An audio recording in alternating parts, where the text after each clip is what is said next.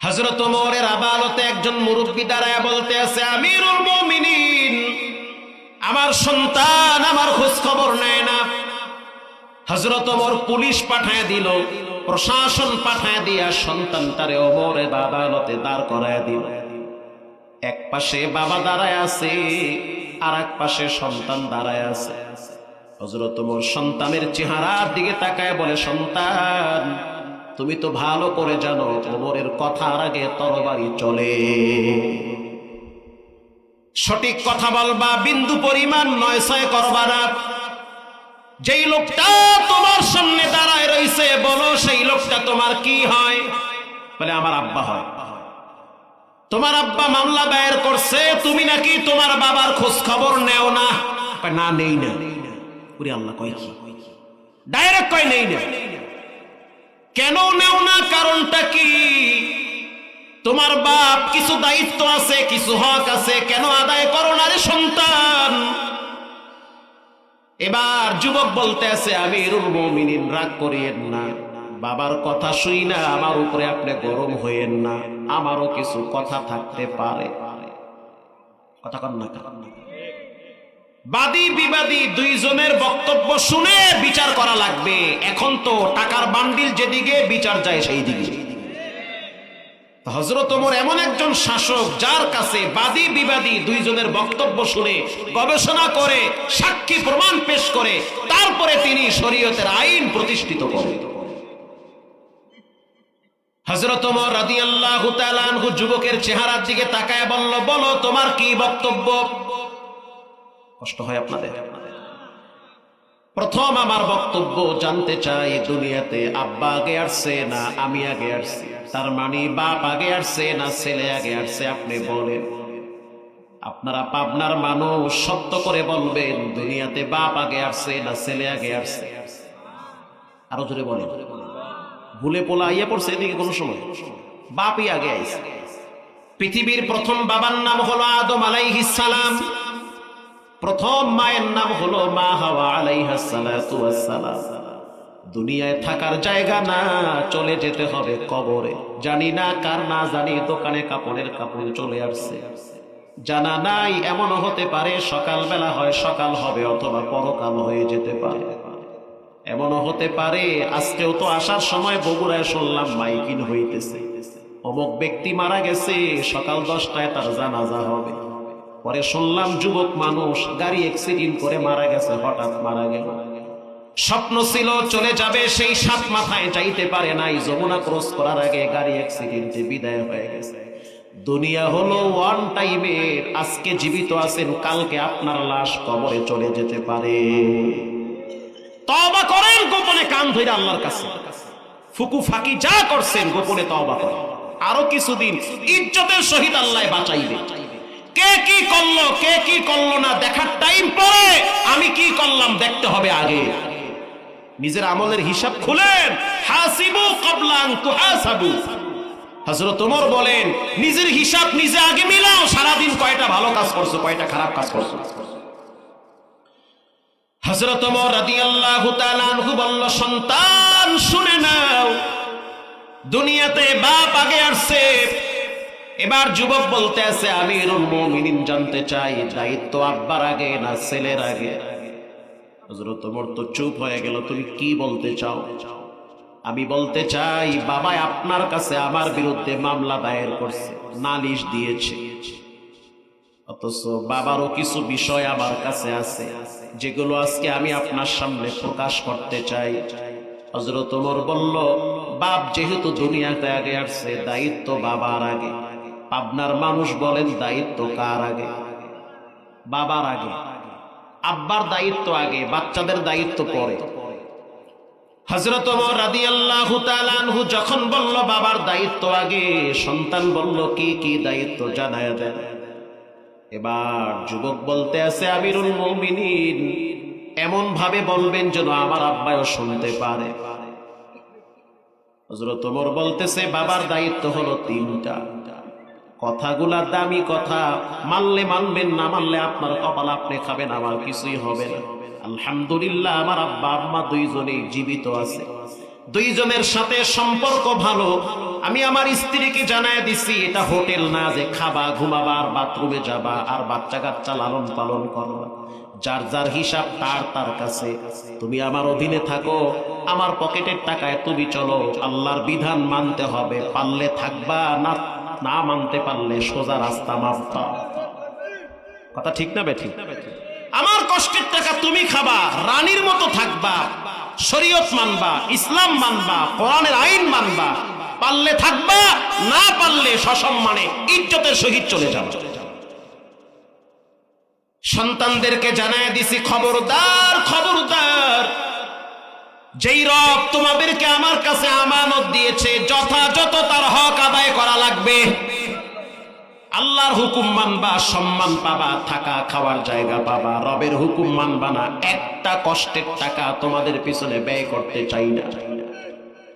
কারণ স্ত্রীর ব্যাপারে স্বামীকে কিয়ামতের ময়দানে আসামির কাঠগড়ায় দাঁড় করায় রাখবেন কে? সন্তানের ব্যাপারে রব্বুল আলামিন আল্লাহর আদালতে তার বাবাকে দাঁড় করায় রাখবেন। রাসূল বলেছেন, আলা কুল্লুকুম রাঈন, প্রত্যেকটা মানুষ দায়িত্বশীল। আলা কুল্লুকুম রাঈন, প্রত্যেকটা মানুষ দায়িত্বশীল।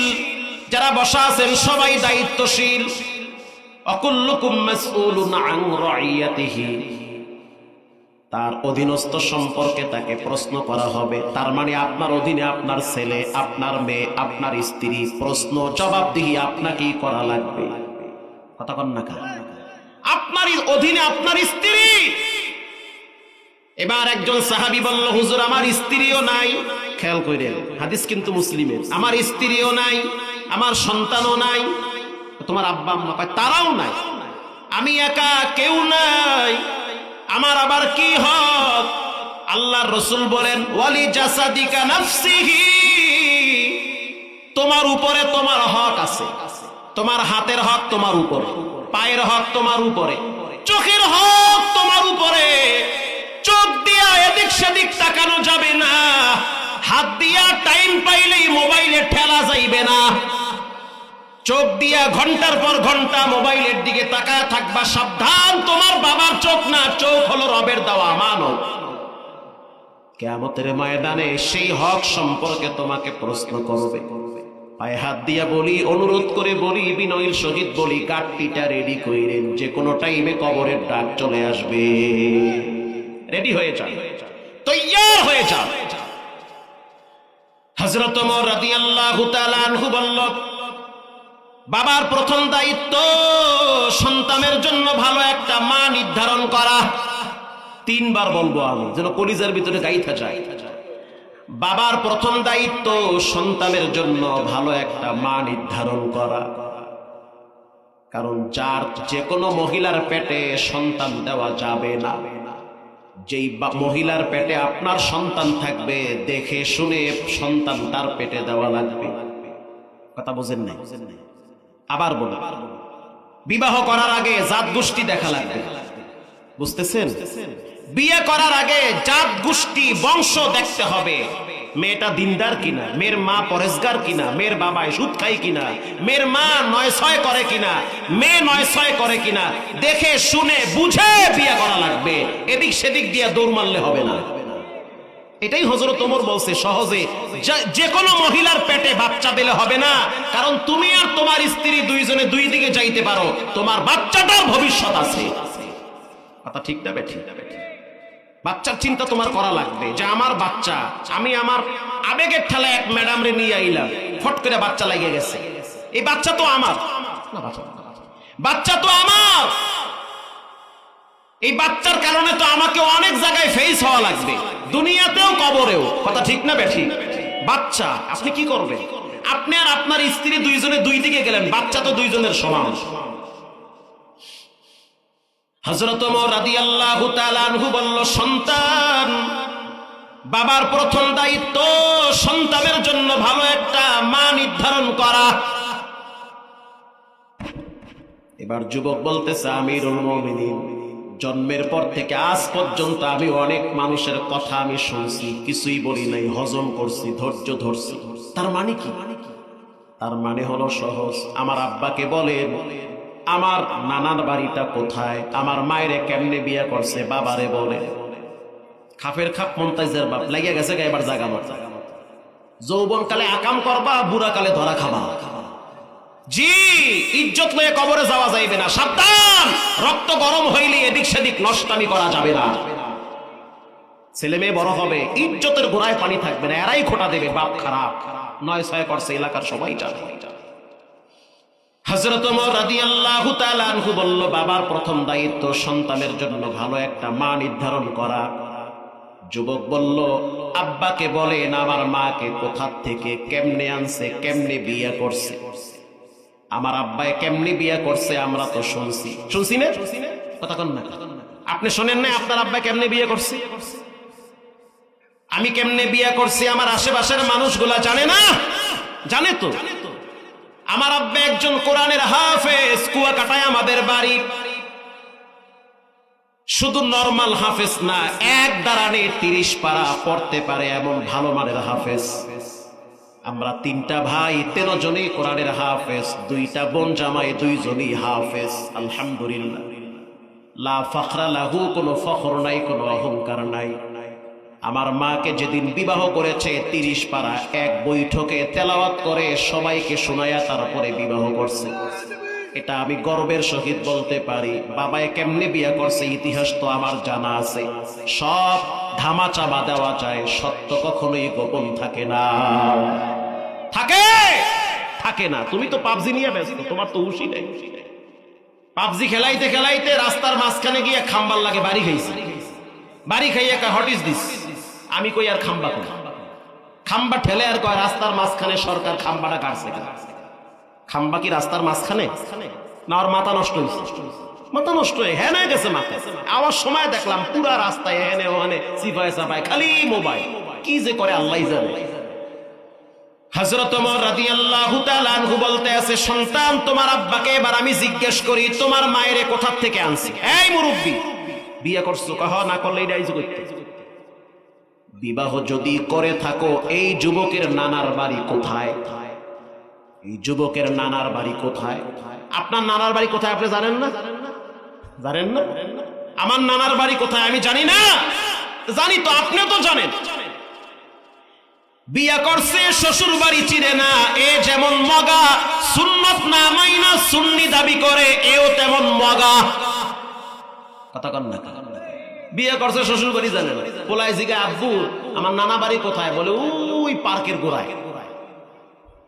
পার্কের গোড়ায়। হযরত ওমর রাদিয়াল্লাহু তাআলা আনহু বলল, মুরব্বি সত্য করে বলো, এই যুবকের মায়ের কোথা থেকে আনছে? মুখ দিয়া কথাই বাইরে না, চুপচাপ দাঁড়ায় রয়েছে। হযরত ওমর একটু পরে তাকায় দেখলো চোখের পানি পড়তে আছে। মা ইউবুকি, কি হয়েছে, কাঁদো কেন? আমি কাঁদি না, আমার কর্মের কারণে চোখের পানি বের হয়েছে। আমার স্ত্রীকে এক রাখালের ঘর থেকে ভাগায়া নিয়ে আসছি। হযরত ওমর বলতে আছে, বিয়ে শাদী তালাক ইদ্দত কোথায়? বলে এডি আমি বুঝি না, ওই মহিলার পেটে এইটা হইছে। হযরত ওমর বলতে আছে, বিয়ে তো হয় নাই, সন্তান তো জারস। পেছ লাগছে কি লাগে নাই? 6 তালাক দিয়ে এরপরও একসাথে থাকে, রাগের মাথায় তালাক দিচ্ছে। তালাক কি কেউ হাসতে হাসতে দেয়? আমার পরিবার মানুষ যাও তালাক 3টা এরকম wild dogs রাগের ঠালা মাইরা দেয় 6 and the prey for which they are supremely adapted. কথা ঠিক না? An antelope known এই কথা as a আমি সিভার মধ্যে কই না, আমি ঢাকার রাজধানীতে বলি। আমি জঙ্গলে উঠতে অমলবি না, যাই না এক সময় মতি ছিল দেখেন গেলি কই না কোন বুঝরাই জমতে এলা। the pack knows that sooner or later বিয়ে শাদী আর তালাক দুইটা ইসলামে সবচেয়ে সহজ কাজ। the best Brit can hope for is leftovers. নির্দিষ্ট মহর চললে বিয়ে হয়ে যায়, তালাক দেশে তো হয়ে গেছে, কোনো কাহিনী চলবে না। A pack of African wild dogs chase a kudu to the point of exhaustion. But the kudu has a plan. These dogs don't like to swim.